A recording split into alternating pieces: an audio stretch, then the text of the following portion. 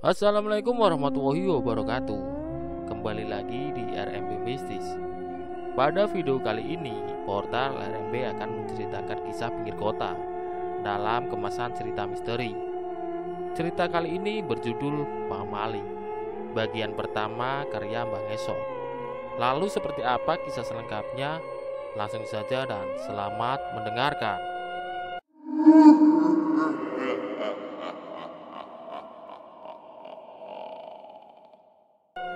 Pamali. Ya, kata itu yang diucapkan Mak Roi saat ibu mau menginapkan jenazah bapak karena hujan deras mengguyur kampungku malam itu. Bapak meninggal tidak wajar, tanpa sakit, tidak ada kecelakaan. Dia tidur di atas kasurnya dan hendak tidak pernah bangun kembali. Dokter bilang bisa jadi kematian bapak karena serangan jantung. Entahlah, yang jelas aku sedih waktu itu. Tapi yang membuatku lebih sedih lagi adalah tidak ada seorang pun yang sudi melayat ke rumahku. Hanya Mang Roi. Dia kakak dari bapakku yang ikut berkabung di rumah. Waktu bapak meninggal, umurku baru 15 tahun. Sedangkan adik laki-lakiku baru berumur 7 tahun. Ibu sangat terpukul dengan kematian bapak. Tulang punggung keluarga kami hilang. Dan anak-anaknya masih butuh sosok seorang bapak. Waktu itu, Mang Roi memandikan jenazah bapak di halaman belakang rumah. Anehnya, warga kampung hanya lalu lalang sambil melempar pandang yang penuh kebencian ke arah jenazah bapak. Kain batik dibentangkan sebagai sekat untuk pemandian. Tubuh bapak yang keurus dibaringkan di atas 3 buah batang pisang. Aku menyaksikannya dengan wajah penuh kesedihan. Perlahan Mang Roi mengguyurkan air ke tubuh bapak, menggosok dengan sabun batangan. Diusapnya bagian vital. Sungguh aku terharu melihat Mang Roi yang begitu telaten merawat jenazah bapakku. Selesai dimandikan, ia juga mengkafani. Sesekali aku membantunya mengikatkan tali. Ibu dan adikku terisak melihat jenazah bapak. Saat sudah dikafani, jenazah bapak dibawa ke ruang tamu yang lebih luas dan dibaringkan di atas kasur. Mang Roi menoleh ke arah pintu. Mungkin saja dia berharap ada yang datang untuk melayat. Namun, sampai matahari sempurna jatuh, tidak satu orang pun di kampung ini yang mau melayat ke rumahku. Ada yang bisa ngaji di sini? Sambil terisak ibu menjawab. Tidak ada, Mang. Keluargaku memang jauh dari pendidikan agama. Tidak seorang pun yang bisa mengaji. Alvin, bantu Mamang berdoa buat bapak kamu ya, pinta Mang Roi. Aku mengangguk. Ya Allah, ampunilah dosa yang telah Pak Abu lakukan di dunia ini. Mang, kok pakai bahasa Indonesia? Tanyaku heran. Kau memangnya tahu Tuhan berbahasa apa? Timpal Mang Roi. Sudah, ikuti saja kata mamangmu, Vin. Ibu mengusap pundakku, aku mengangguk. Ya Allah, ampunilah dosa yang telah Pak Abu lakukan di dunia ini. Tempatkanlah dia di surgamu. Amin. Amin, sahutku dan ibu. Tidak ada sholat jenazah untuk bapak. Ia hanya didoakan menggunakan bahasa Indonesia. Sungguh, aku sangat sedih. Sebuah keranda yang dipinjam Mang Roi dari musola kampung sudah disiapkan. Dia akan pergi meminta tolong orang yang mau berbaik hati menggotong jenazah bapakku. Sementara untuk liang kubur, Mang Roi sudah menggalinya sendirian tadi siang. Kebetulan kuburan di kampungku lumayan jauh. Harus melewati perkebunan, persawahan, hutan, dan menyeberang sungai. Aku tidak tahu kenapa warga kampung tidak mau membuat pemakaman umum yang lebih dekat dengan kampung. Terkadang bagiku mereka itu aneh. Mang, ini sudah malam. Apa sebaiknya jenazah bapak kita kubur besok pagi saja? Kata ibu. Kedua matanya sembar. Pamali, jenazah itu harus dikubur secepatnya. Jangan diinapkan. Tiba-tiba saja terdengar suara petir menggelegar. Hujan pun turun dengan deras.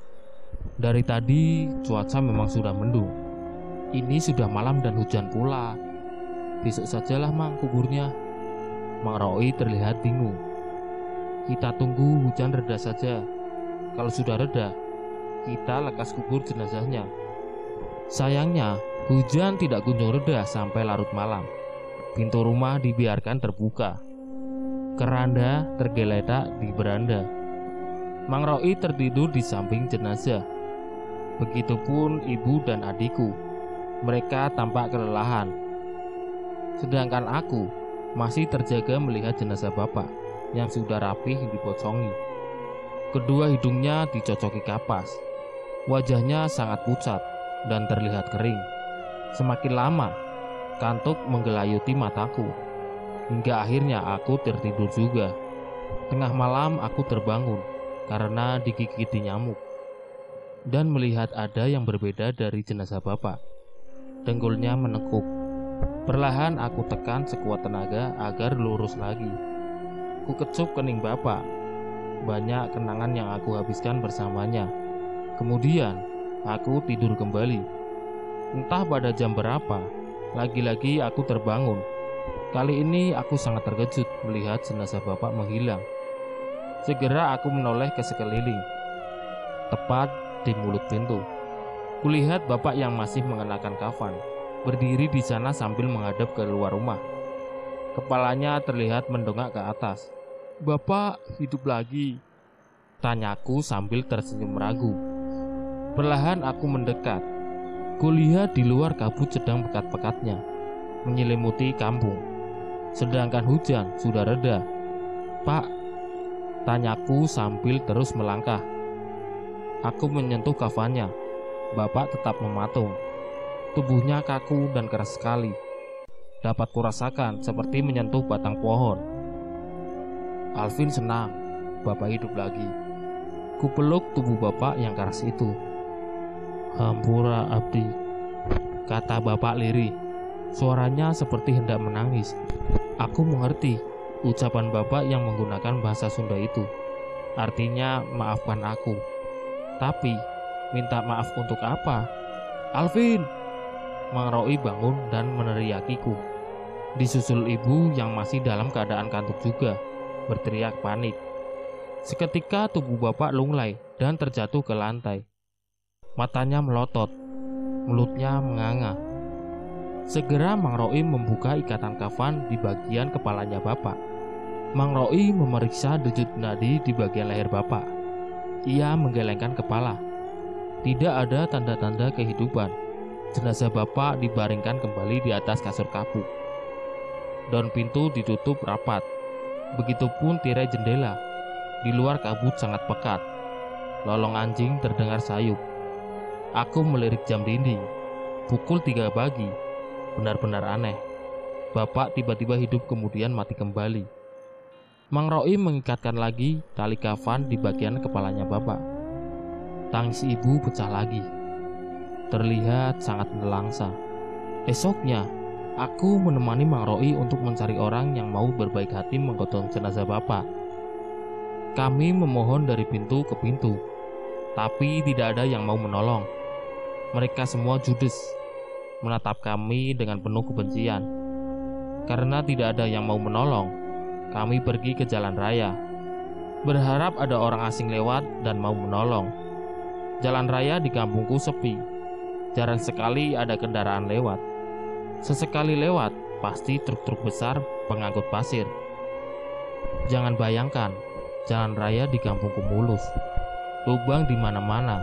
Banyak kerikil kecil yang kadang terpental kalau diinjak ban mobil truk.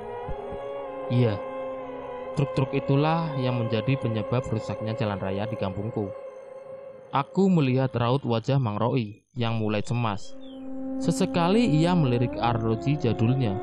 Ia menyibakkan rambut gondrongnya dan diselipkan ke sela telinga. Kemeja putih garis-garis yang ia kenakan warnanya sudah kekuning-kuningan karena sudah usang. Kancing bagian dadanya dibiarkan terbuka, memperlihatkan bagian dada yang kekar. Aku beruntung sekali masih punya sosok mamang yang sangat baik. Kalau tidak ada dia, entah bagaimana keluargaku mengurus jenazah bapak. Nah, kedua mata Mang Roy seketika cerah. Ia menyeringai senang karena melihat dua motor mendekat. Kebetulan sekali, mereka saling boncengan. Seandainya mau menolong, sangat cukup untuk menggotong keranda bapak. Kami berhambur ke tengah jalan. Terdengar suara gemelutuk batu kerikil terlindas ban motor. "Maaf mas, kami minta tolong." Kedua telapak tangan Mang Roy dirapatkan, ia memohon. "Kenapa kau ini pak? Menghalangi jalan saja." Tanya salah satu dari mereka. Dilihat dari wajahnya, jelas keempat orang ini bukan warga kampung kami. Bahkan bukan juga orang Jawa. Mereka adalah orang timur. "Mas, kami mohon, adik saya meninggal dan tidak ada orang yang mau membantu untuk menggotong jenazahnya. Tolong bantu kami menggotongnya." "Dan kau pikir kami mau membantumu? Kami ini sedang sibuk." Nada bicaranya meninggi. "Saya akan bayar mas." "Berapa?" Tanya lelaki berambut beribu dan berkulit hitam khas orang timur. 200.000 per orang, jawab Mang Roy. Wajahnya harap cemas takut ditolak. Keempat lelaki saling tatap. Ku dengar gumam mereka. Lumayan juga 200.000. "Oke, di mana jenazahnya?" Mang Roy menyeringai senang. Ia menyarankan keempat lelaki asing untuk memarkirkan motornya di rumahku agar aman. Setibanya di rumah, mereka membantu memasukkan jenazah bapak ke dalam keranda. "Aku mau ikut mengantarkan ke kuburan, Bu," pintaku. Ibu melirik Mang Roy. Yang dilirik mengangguk. "Iya nak, Alvin biarkan ikut, tapi adikmu di rumah saja. Lagi pula perjalanannya jauh. Dia tidak akan kuat jalan. Setelah maghrib kita pasti sudah pulang lagi," ujar Mang Roy. Ibuku mengiyakannya. Sebuah kain hijau diselimutkan pada keranda bapak. "Seberapa jauh makamnya?" tanya Bertus. "Lumayan jauh," jawab Mang Roy singkat. "Kalau terlalu jauh, kami minta uang tambahan," tambah Agustinus. "Beres," jawab Mang Roy singkat, sambil sibuk membetulkan posisi kain penutup keranda. Sore itu, berangkatlah kami mengantarkan jenazah bapak ke kuburan. Sedangkan adikku ditinggalkan sendiri di rumah. Dari jendela kaca yang besar, kulihat dia memandangi kepergian kami. Tatapannya sedih, tapi aku tahu dia anak yang baik dan penurut. Sesaat sebelum memalingkan pandangan, terlihat siluet bayangan hitam orang lelaki berdiri di belakang adikku. Ku kejapkan mata, dan seketika bayangan itu hilang. Mungkin aku salah lihat. Bicara tentang bapakku, dulu dia adalah seorang penjual mainan anak-anak di Pasar Selasa, sebuah pasar dekat SMP Margajaya. Dia seorang bapak yang baik, bekerja keras, dan selalu berusaha menyenangkan anak-anaknya. Keluargaku terbilang miskin waktu itu. Mau ganti sepatu saja harus tunggu berbulan-bulan sampai bapak punya uang lebih untuk membelinya. Ibu harus membantu bapak mencari nafkah dengan berjualan gorengan di sekolahan. Hingga pada suatu sore, seorang tamu benar-benar mengubah kehidupan keluarga kami. Entah dari mana datangnya tamu misterius itu. Dia mengetuk pintu rumahku. Kebetulan aku yang membukakan pintu. Seorang wanita berdiri di hadapanku. Ia tampak asing. Nampaknya bukan warga kampung sini, juga bukan dari kerabat bapak atau ibu. Seingatku wanita itu berumur sekitaran 25 tahun. Masih sangat muda. Dia mengenakan gaun warna biru, memakai sepatu kulit berwarna hitam dan kaos kaki sebetis. Kupersilahkan ia masuk. "Pak, ada tamu nih." Bapak keluar dari dalam kamar. Tangannya masih menggenggam mainan anak-anak yang sedang ia betulkan. Kulihat bapak mengerutkan dahinya. Aku sangat yakin kalau ia bahkan tidak mengenali wanita yang sedang duduk di sofa butut itu. Ragu-ragu bapak duduk di depan wanita asing. "Maaf, mbak ini siapa ya? Dan ada perlu apa ke sini?" tanya bapak sambil tersenyum ramah. Tanpa disuruh, ibu muncul membawakan segelas air putih dan sekaleng rengginang disuguhkan di atas meja. "Diminum, Mbak," kata ibu dengan ramah. Ia kembali ke dapur. "Semalam Bapak mimpikan?" tanya wanita itu pada Bapak. Wajah Bapak terlihat sedang mengingat-ingat sesuatu. "Astaga, kamu yang di mimpi semalam ngasih garam ke saya ya?" Wanita itu mengangguk, seraya tersenyum. "Abu, ini garamnya. Kau campurkan dengan air dan minum.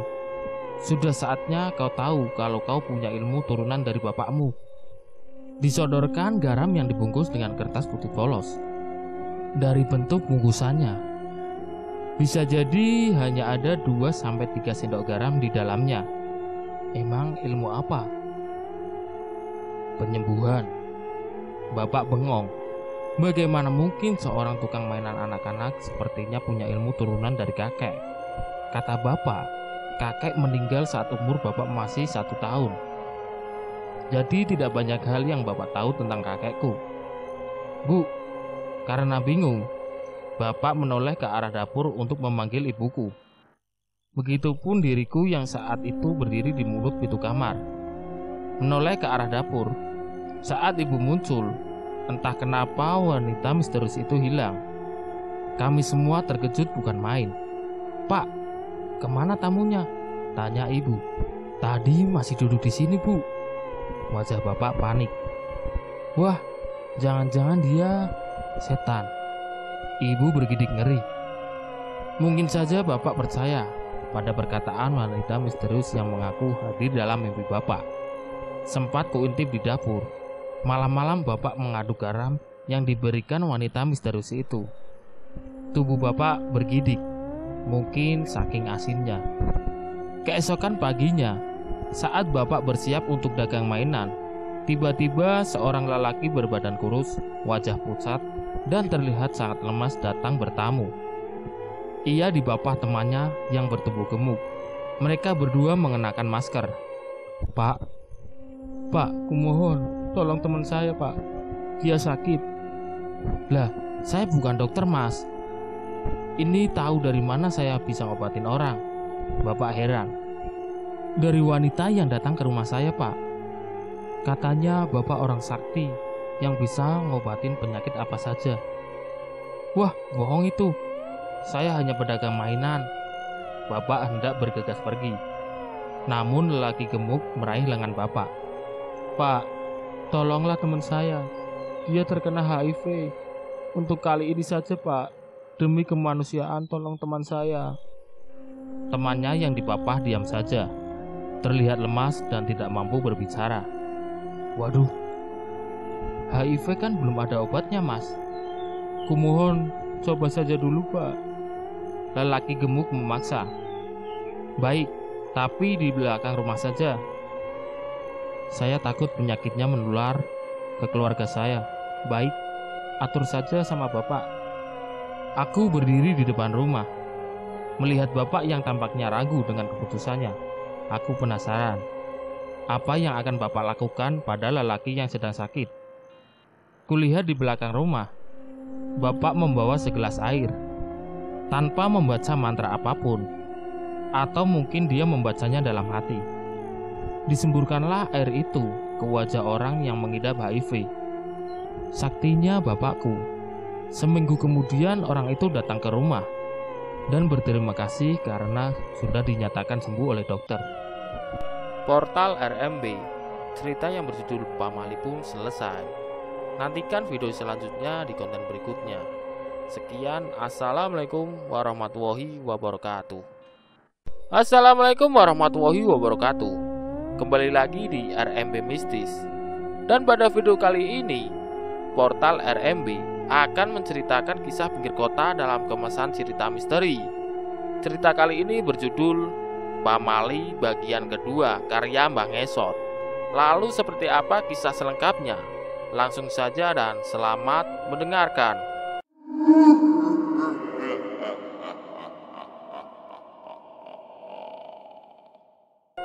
Jalan di kampungku rusak. Bebatuan berserak di mana-mana.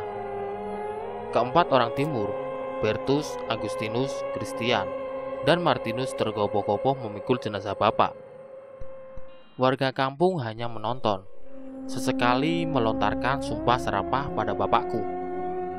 Sungguh kalau saja waktu itu aku sudah dewasa, ingin sekali rasanya menimpuki mereka dengan batu.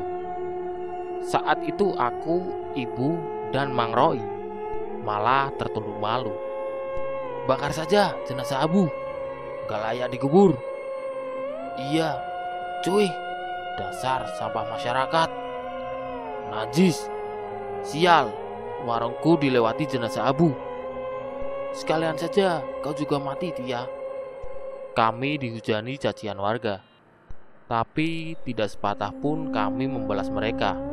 Sesampainya di ujung kampung, Mang Roy menyuruh para pemikul untuk beristirahat dulu di bawah pohon kelapa, karena barusan kami melintasi tanjakan yang sangat tinggi. Orang menyebut kawasan ini dengan sebutan Tungtung Lembur. Di sana terhampar persawahan yang menghijau. Banyak pohon-pohon kelapa yang meneduhi kami. Burung bangau berterbangan di langit. Kulihat ada beberapa ekor di tengah sawah sedang mencari makan. Napas Mang Roy terengah-engah.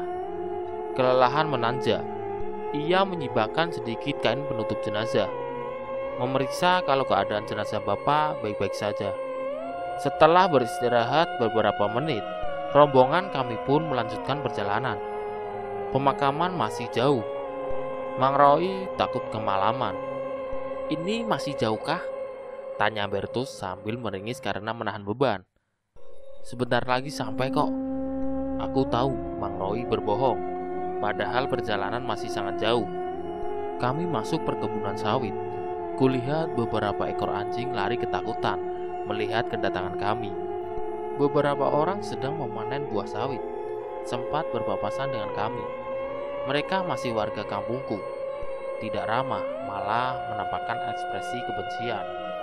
Langit semakin mendung, awan hitam bergumpal di langit. Mang Roy meminta tukang pikul untuk mempercepat langkah. Aku sampai harus berlari kecil untuk menyimbangi langkah mereka. Sesekali aku menoleh ke belakang, sebab entah kenapa aku merasa ada orang yang mengikuti kami. Dan benar saja, dari balik pohon sawit ada sosok anak laki-laki berkepala botak, telanjang badan, hanya mengenakan celana dalam berwarna putih seperti kain kafan. Tubuhnya pucat membiru, matanya hitam. Ia tersenyum padaku malu-malu. Bu, ada yang ikutin kita. Aku menarik lengan baju ibu. Mana? Ibu berhenti. Itu di balik pohon. Mana, Vin? Gak ada siapa-siapa kok. Ayo jalan lagi. Ibu sepertinya tidak peduli. Aku kembali melanjutkan perjalanan. Rombongan kami belum keluar dari perkebunan sawit, tapi gerimis mulai berjatuhan. Semakin lama malah semakin deras. Mang Roy melihat sebuah saung, mungkin tempat berteduh para petani sawit. Ia menyuruh kami untuk berteduh dulu. Keranda bapak diletakkan di atas tanah. Atap saung yang terbuat dari ijuk melindungi keranda bapak dari air hujan, tapi masih terkena cipratan air. Mang Roy mencari sesuatu di saung yang bisa melindungi keranda. Untung saja ia menemukan sebuah terpal. Ditutupnya keranda menggunakan terpal itu. Kemudian ia menyalakan sebatang rokok, melempar pandangan ke perkebunan sawit yang basah. Hari semakin sore. Kabar kalau bapak mampu menyembuhkan orang sakit tersebar kemana-mana. Rumahku semakin hari semakin ramai oleh tamu yang mau berobat ke bapak. Profesi bapak berubah dari tukang mainan menjadi seorang tabib yang mengobati segala macam penyakit. Bapak tidak pernah mematok tarif untuk jasa pengobatannya. Orang-orang boleh memberi imbalan semampu mereka. Ada juga yang membayar bukan dengan uang, melainkan dengan hasil bumi. Gabah di rumahku penuh. Buah-buahan tidak termakan saking banyaknya. Ibuku gemukan karena dapat asupan gizi yang baik. Kalau biasanya keluarga kami makan daging ayam sebulan sekali, semenjak bapak banyak uang, kami makan apapun yang kami mau. Bapak juga memperluas beranda rumah agar orang-orang bisa mengantri dengan nyaman. Setiap hari setidaknya 100 orang lebih datang ke rumah untuk berobat. Semua orang yang diobati Bapak pasti sembuh. Kebanyakan dari mereka terserang ilmu santet, pelet, dan ketempelan jin jahat. Hanya dengan satu semburan air saja, semua penyakit sembuh total. Semua berjalan dengan baik, sampai pada suatu hari, ada seorang warga kampung yang bernama Pak Darsoni yang berobat ke Bapak. Katanya sudah 2 hari dia demam dan tidak sembuh-sembuh sekalipun minum obat. Pak Abu, aku heran sama penyakitku ini. Jangan-jangan aku terkena santet. Pak Darsoni duduk di tepi ranjang pasien. Sehabis pulang sekolah, aku rajin membantu Bapak, menjadi asistennya, membantu mengambilkan air kalau habis, dan memanggil pasien satu persatu. Iya, memang benar dugaanmu. Kau terkena santet, tapi jangan khawatir, setelah ini kau pasti sembuh. Seperti biasa, Bapak menyemburkan air ke wajah Pak Darsoni. Seketika, rambutnya yang sudah beruban menjadi klimis terkena semburan air. Aneh, bukannya sembuh, besoknya dia malah tewas. Kampung mulai geger dengan kematian Pak Darsoni. Bu Karsih, istri Pak Darsoni, mendatangi rumahku. Saat itu, pasien sedang ramai. Dukun sialan, kau bunuh suamiku. Hah? Dia menggebrak meja. Kulihat sebuah parang yang tajam di tangan kirinya. Ada apa ini? Bapak panik. Ia kaget tiba-tiba dituduh membunuh. Suamiku mati setelah berobat sama kau. Nada bicaranya terkesan berteriak, matanya melotot. Tanpa basa-basi lagi, ia bacok punggung Bapak dengan parang itu. Sontak aku berteriak ketakutan. Darah membasahi punggung Bapak. Ia ambruk ke lantai sambil meringis kesakitan. Semua orang yang sedang berobat panik, lalu berhamburan keluar rumah. 3 orang lelaki yang tidak lain adalah pasien Bapak menahan tubuh Bu Karsih. Ia mengamuk sambil menyabetkan parang di tangannya ke sembarang arah. Beberapa lelaki terkena sayatan parang tersebut, hingga akhirnya mereka dapat menghentikan amukan Bu Karsih. Hari itu, semua pasien bubar. Kulihat wajah mereka cemas dan mulai tidak percaya pada pengobatan bapakku. Kulihat Bu Karsih terkapar pingsan. Ia digotong ke ruang tamu. Sementara Bapak dilarikan ke puskesmas. Ibuku nangis sejadi-jadinya melihat Bapak yang bersimbah darah. Tragedi itu terjadi sangat cepat. Aku masih beruntung tidak menjadi sasaran pembacokan Bu Karsih. Malamnya aku disuruh menjaga adikku di rumah, sementara ibu menemani Bapak di ruang rawat inap. Secara tidak sengaja, kulihat seseorang mengendap-endap di belakang rumahku. Di tangannya ada sebuah berian kecil yang mengepulkan asap. Mungkin saja asap kemenyan. Aku tidak dapat melihat dengan jelas wajah lelaki itu. "Hai, Mas lagi ngapain di situ?" Ku beranikan diri menegurnya. Dia menoleh ke arahku dan pergi begitu saja. Kulihat sekilas wajahnya tua. Dia memakai belangkon yang warnanya samar. Siapa lelaki itu? Dan apa yang dia lakukan di belakang rumahku? Perihal pembacokan Bapak, keluarga kami tidak mau memperpanjang masalahnya. Mereka malah memaafkan Bu Karsih dan tidak melaporkannya ke polisi. Aku sangat bangga pada ibu. Walau keluarga kami dituduh macam-macam sampai Bapak dibacok, tapi ibu tetap berbaik hati pada keluarga Pak Darsoni. Bahkan ibu ikut melayat dan menyumbang paling banyak, seperti sekarung beras, 1 peti telur, dan sekardus minyak goreng. Belum lagi amplop yang ibu berikan. Kulihat sangat tebal. Kenapa kita harus berbaik hati pada mereka sih, Bu? Mereka kan jahat sama keluarga kita. Bisikku sambil menyaksikan prosesi pemandian jenazah. Hus, jangan kayak gitu.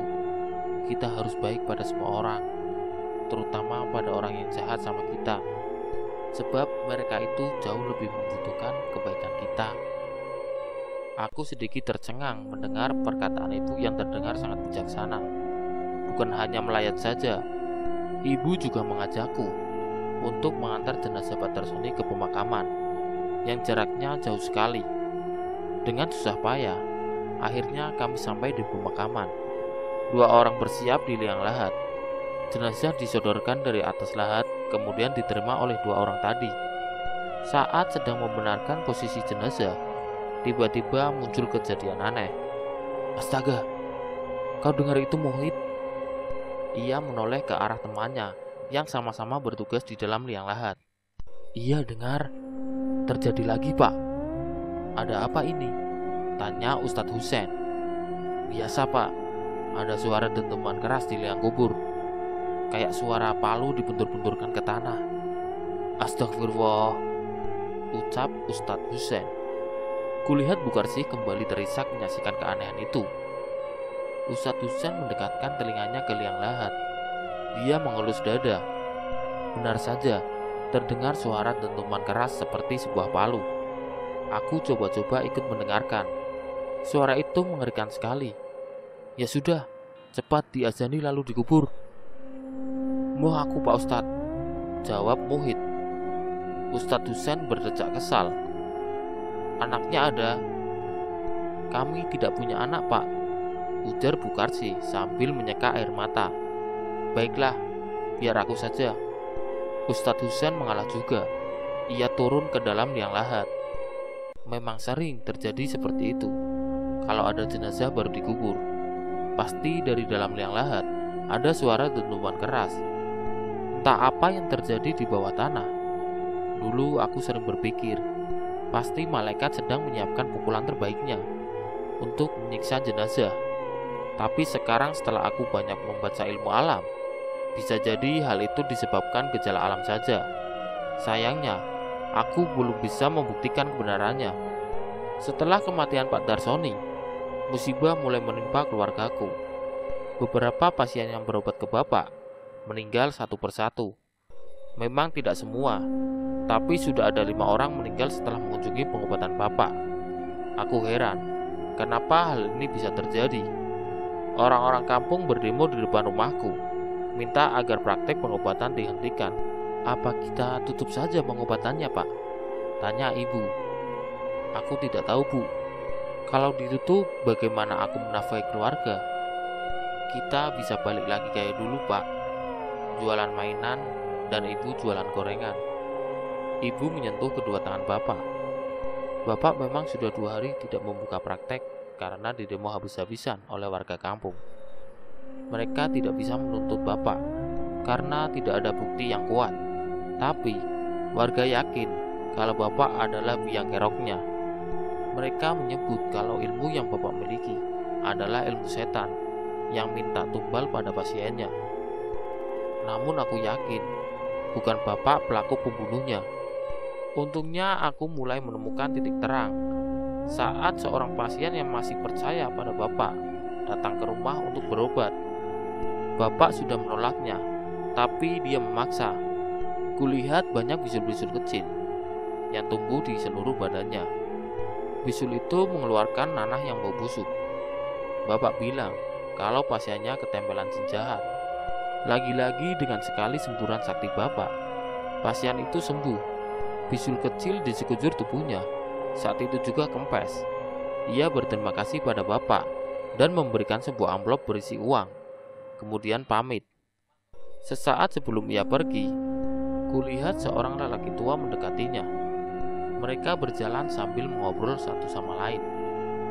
Mereka semakin menjauh, tapi lelaki tua itu di samping pasien Bapakku terus mengajaknya bicara. Apakah mereka saling kenal?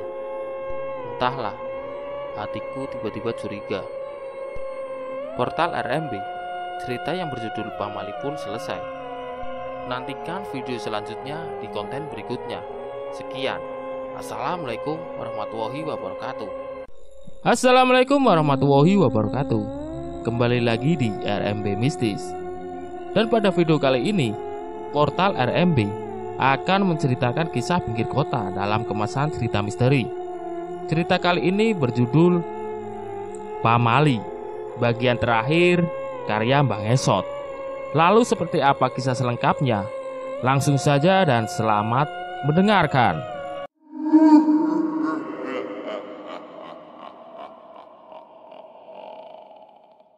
Kematian terjadi lagi. Kali ini seorang nenek yang berobat sakit gigi ke bapak. Selang 2 hari, ia dikabarkan tewas di atas tempat tidurnya. Aku tidak tahu kenapa waktu itu tidak ada seorang pun dokter atau perawat yang memeriksa penyebab kematian si nenek. Ia dikubur begitu saja dan menyalahkan bapakku. Aku sangat takut kalau sampai ada warga kampung yang menyerang keluarga kami. Dan kekhawatiranku benar terjadi saat kami sedang tidur nyenyak. Sekitar jam 11 malam, sebuah batu besar menghantam kaca rumah kami. Sontak saja kami sekeluarga terkejut. Adikku bangun dan langsung menangis. Bapak berhambur keluar kamar sambil membetulkan sarungnya. Ada apa ini? Apa salah saya? Dukun sialan, pembunuh. Seorang lelaki berbadan gempal menarik bapak dengan paksa. Kami menangis melihat bapak tersungkur ke tanah. Mereka memperlakukan bapak seperti binatang, diseret paksa oleh 3 orang lelaki. Sementara ibu sambil menggendong adikku mengikuti arak-arakan itu sambil berteriak dan menangis sejadi-jadinya. Aku membuntut di belakang. Aku juga beberapa kali meminta ampun pada warga kampung, tapi mereka tidak peduli. Bapak diikat ke sebuah batang pohon. Salah satu dari mereka mengeluarkan cambuk.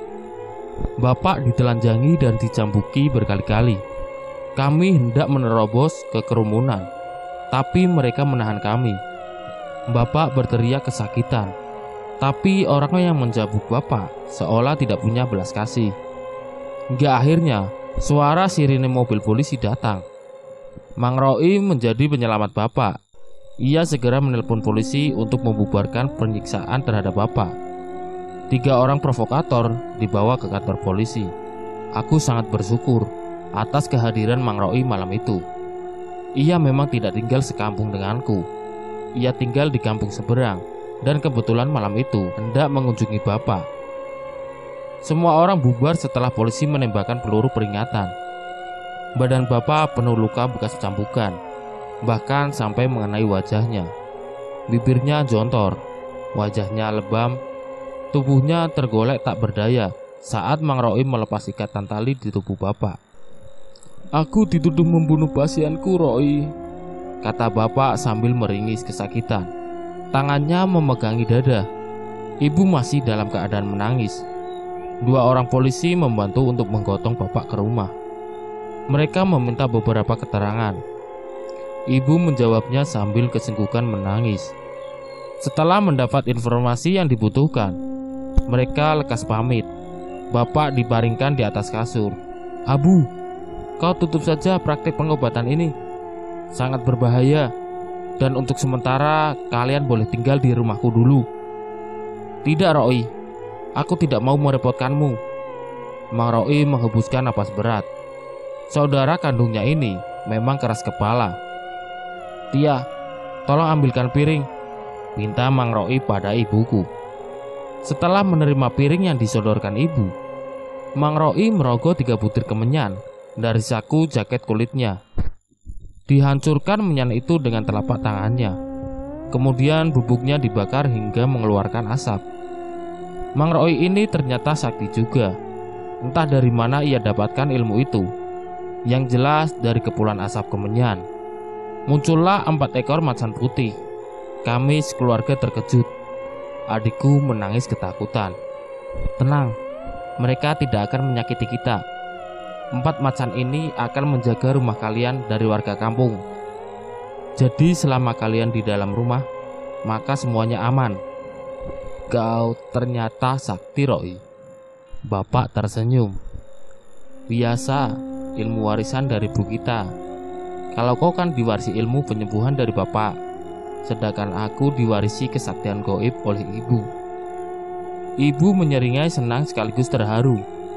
Hari berikutnya, perkataan Mang Roi benar. Tidak ada yang berani mengusik kami. Setiap ada yang hendak menjahati keluargaku, mereka langsung terbirit lari ketakutan lantaran melihat macan putih yang berjaga. Kebencian mereka lambat laun berubah menjadi ketakutan. Aku merasakan itu. Mereka tidak berani menegur bahkan mendekati rumahku. Aku sudah merasa aman. Tapi masih ada satu pertanyaan dalam benakku. Dari semua kematian pasien Bapak, apakah Bapak pelakunya? Apakah ada tumbal sebagai imbalan kesaktian Bapakku? Atau aku mencurigai seseorang, tapi aku tidak tahu namanya. Tia, sebaiknya kau pulang saja. Hari sudah mau malam. Kasihan anak bungsumu di rumah sendirian. Jenazah suamimu biar aku yang urus, pinta Mang Roy sambil mengepulkan asap rokok. Sebenarnya adikku pasti aman di rumah, sebab ada 4 ekor macan goib yang menjaga rumah kami. Tidak ada yang berani menjahatinya. Kau benar, Mang. Ayo Vin, kita pulang. Bu, aku mau ikut Mang Roy saja mengantar jenazah Bapak. Biarkan Alvin ikut. Aku pasti akan menjaganya. Mang Roy setuju dengan permintaanku. Baiklah, hati-hati ya nak. Ibu mengecup keningku. Ia pergi menerobos gerimis. Mang, tadi di jalan ada yang ikutin kita. Mamang tahu, itu setan penghuni kebun sawit. Kau jangan khawatir, mereka tidak akan berani menyakiti kita. Mang Roy menyibakkan terpal penutup keranda. Yuk, kita lanjutkan perjalanan, tambahnya. Dari sini masih jauhkah? Tanya Agustinus. Sudah dekat kok. Mang Roy berbohong lagi. Kau jangan coba tipu-tipu kami ya. Kami minta bayaran tambahan saja. Christian yang berkepala botak ngotot. Sudah kubilang, untuk masalah bayaran kalian jangan khawatir, pasti akan kutambah. Jawab Mang Roy santai saja. Awas kau tipu-tipu. Akan kami kubur kau bersama jenazah ini, tambah Martinus. Mang Roy tidak menanggapi. Dia tampak kesal. Lanjut, kata Mang Roy. Keempat tukang pikul itu mulai mengangkat jenazah lagi. Di bawah gerimis tipis, kami melanjutkan perjalanan. Terseok-seok para pemikul keranda menahan beban. Mereka berusaha sekuat tenaga agar tetap berjalan karena hari semakin gelap. Hingga sampailah kami di sebuah lahan luas bekas persawahan. Mang, aku menarik lengan baju Mang Roy dan mendongak ke arahnya. Iya Vin, katanya sambil terus berjalan. Di lahan ini kan terkenal angker. Bukannya dilarang ke sini ya kalau udah malam? Aku menoleh ke sekeliling, memastikan tidak ada makhluk gaib lagi yang mengikuti kami. Tenang saja Vin, mereka tidak akan jahat sama kita selama kita tidak mengusik mereka. Baru saja Mang Roy selesai bicara, tiba-tiba Agustinus dan Christian yang memikul di bagian depan berhenti seketika.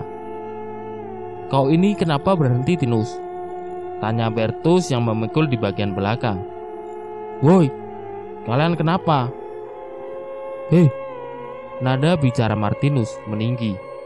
Kulihat wajah mereka berdua pucat, tatapannya kosong. Melihat keadaan itu, Mang Roy langsung komat kamit membaca mantra. Aku yakin kedua lelaki timur itu pasti kesurupan.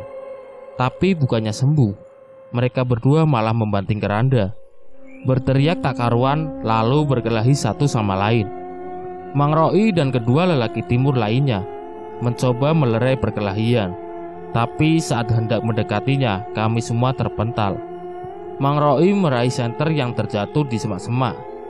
Ia menyorotkan cahaya ke arah perkelahian itu. Kulihat wajah mereka berdua berdarah, saling tinju satu sama lain. Christian meraih sebatang kayu runcing dan dengan beringas menusukkannya pada leher Agustinus. Temannya itu mati. Semuanya menjauh, pinta Mang Roy. Sebab Christian terlihat mendekati kami sambil membawa kayu runcing. Ini kenapa? Martinus ketakutan. Kita pulang saja. Bertus malah sudah lari ketakutan. Hei, tunggu. Mang Roy meneriaki Bertus. Martinus malah ikut berlari. Dia bahkan merampas senter dari tangan Mang Roy dan kabur begitu saja. Sementara Christian yang masih dalam pengaruh setan terus mendekat ke arah kami tanpa diduga-duga. dia malah menusuk perutnya sendiri dengan kayu runcing itu. Darah kental dimuntahkan dari mulutnya. Masih ada saja pasien yang datang ke rumah Bapak, walau kondisi Bapak belum sembuh total. Pasien laki-laki itu sekiranya berumur 24 tahun. Ia bilang sudah 1 bulan sakit kepalanya tidak sembuh-sembuh. Kami sekeluarga mengatakan kepadanya kalau praktik pengobatan sudah ditutup dan tidak akan dibuka lagi. Dengan kecewa dia pamit dari rumahku. Tapi lagi-lagi dari balik jendela kulihat seorang lelaki tua mendekat kepadanya dan mengajaknya bicara. Aku penasaran, kemudian mengikuti mereka. Sesekali aku bersembunyi di balik perpohonan agar tidak ketahuan. Lelaki tua yang mengenakan belangkon itu mirip dengan yang kutemui beberapa hari lalu di belakang rumah. Ia membawa pasien yang ditolak oleh Bapak ke sebuah rumah bilik. Perlahan aku mendekati rumah bilik itu. Aku mengintipnya dari celah bilik rumah karena penasaran dengan apa yang akan dilakukan lelaki tua itu. Duduklah, aku akan menyembuhkanmu, ujar lelaki tua itu. Benarkah? Kata lelaki muda. Wajahnya terlihat bahagia. Iya, kau terkena gangguan jin jahat. Lalu lelaki tua itu pergi ke dapur. Segera ku cari lubang bilik lainnya agar bisa melihat lelaki itu. Kulihat ia menuangkan air putih, lalu menaburkan serbuk putih. Entah apa. Namaku Abah Mian. Aku juga seorang tabib. Jadi kau jangan khawatir. Penyakitmu pasti sembuh. Ini diminum dulu. Sudah kubacakan mantra. Abah Mian menyodorkan air putih. Aku Maksum, Mbah. Aku sangat berterima kasih atas kebaikanmu, kata Maksum sambil meraih segelas air. Maksum meminum air pemberian Abah Mian. Ia terlihat baik-baik saja. Sekarang kau boleh pulang. Ini uangnya, Bah. Ah, sudah kau simpan saja. Gratis, Bah. Abah Mian mengangguk. Lelaki itu lekas pamit dan mencium tangan Abah Mian. Besoknya ku dengar kabar dari kampung sebelah kalau Maksum meninggal dunia. Aku yakin kalau bubuk putih yang ditaburkan Abah Mian itu adalah racun, dan dialah yang memfitnah bapakku sebagai pembunuhnya. Belakangan aku tahu dia memang seorang tabib pengobatan alternatif yang sepi pelanggan semenjak pengobatan bapakku tersohor. Ia sengaja memfitnah bapakku agar tidak ada lagi yang mau berobat. Pak, kemarin aku ngikutin kakek-kakek, namanya Abah Mian. Dia bawa pasien yang ditolak, dan akhirnya pasien itu meninggal di rumahnya. Alvin lihat dia ngasih minuman racun ke pasien kita. Kayaknya dia juga yang membunuh pasien-pasien kita dulu. Terus, Alvin jangan asal nuduh. Bahaya kalau nggak ada bukti. Buktinya Alvin lihat sendiri, Pak. Kamu masih anak kecil, Vin. Mana ada orang kampung yang percaya sama omongan kamu. Yang ada malah jadi fitnah nantinya. Alvin takut, Pak. Kupeluk tubuh bapak yang penuh dengan benjolan bekas luka cambuk. Tenang saja, ada makhluk goib Mang Roi yang jagain rumah kita. Jadi kita akan baik-baik saja. Sehari setelah percakapan itu, bapak meninggal secara misterius. Luka cambuknya sudah sembuh. Dia tidak pernah mengeluh karena penyakit dan tidak ada kecelakaan apapun. Dia meninggal begitu saja di atas tempat tidurnya. Kami sangat terpukul waktu itu. Aku ingin sekali mengusut tuntas siapa sebenarnya Abah Mian. Dia adalah kunci dari semua jawabannya. Terpaksa Mang Roi harus membopong jenazah bapak. Kami masih harus menyeberang sungai untuk sampai ke pemakaman. Untungnya handphone jadulnya milik Mang Roi ada senternya. Aku bertugas menerangi jalan. Dari kejauhan kami mendengar gemuruh air sungai. Ayo, percepat langkahmu, kata Mang Roi. Iya, Mang. Sampainya di tepi sungai, kami mencari bagian yang dangkal dan langsung menyeberang. Kulihat kain kafan bapak basah. Setelah menyeberangi sungai, kami melanjutkan perjalanan. Kulihat Mang Roi susah payah membopong jenazah bapak. Setelah berjalan cukup jauh, Mang Roi meletakkan jenazah bapak di atas rerumputan. Istirahat dulu, aku lelah, kata Mang Roy. Napasnya terengah-engah. Sebentar lagi kita sampai di pemakaman. Iya, Mang. Mang Roy mengatur ritme napasnya. Aku melihat sekeliling. Kami masih berada di lahan luas. Mungkin dulunya bekas persawahan. Kita lanjut jalan lagi, ajak Mang Roy sambil mengusap keringatnya dengan lengan baju. Lagi-lagi Mang Roy menyuruhku untuk mempercepat langkah karena gerimis mulai berjatuhan. Ia bahkan berlari kecil agar segera sampai ke pemakaman. Hujan semakin lama semakin deras. Kami basah kuyup. Kaki Mang Roy tiba-tiba tergelincir. Jenazah bapak jatuh ke tanah. Kulihat kepala Mang Roy berdarah karena terbentur sebuah batu. Dia pingsan seketika. Mang, Mang. Aku mengguncangkan tubuhnya, tapi dia tetap tidak sadarkan diri. Tidak ada pilihan lain. Aku harus tetap mengubur jenazah bapak. Kali ini hanya tinggal aku sendirian. Kuseret sekuat tenaga jenazah bapak. Sesekali berhenti untuk mengatur nafas. Setibanya di pemakaman, kulihat sebuah liang lahat yang tergenang air hujan. Air hujan itu hanya semata kakiku. Malam itu di bawah hujan deras, aku mengubur jenazah bapak. Kudengar suara benturan keras dari dalam tanah, tapi aku tidak menghiraukannya. Hal itu sudah biasa terjadi.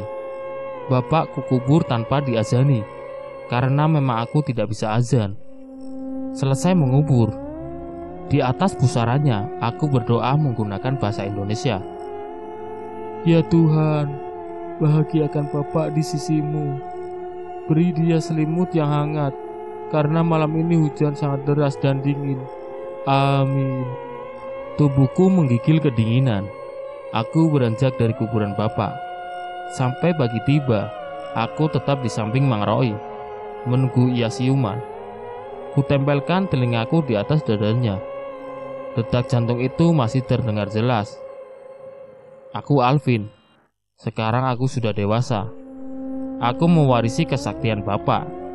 Bahkan lebih dari itu, aku telah menguasai ilmu kesaktian lainnya. Aku duduk sila di dalam kamarku yang pangap oleh asap kemenyan. Kurai sebuah boneka kecil berwarna putih. Di atas boneka itu bertuliskan Abah Mian. Ya, kali ini aku akan balas dendam pada lelaki tua sialan itu. Aku bersyukur dia masih hidup, sehingga aku bisa membalaskan dendamku. Sebuah mantra dibacakan pada boneka tersebut.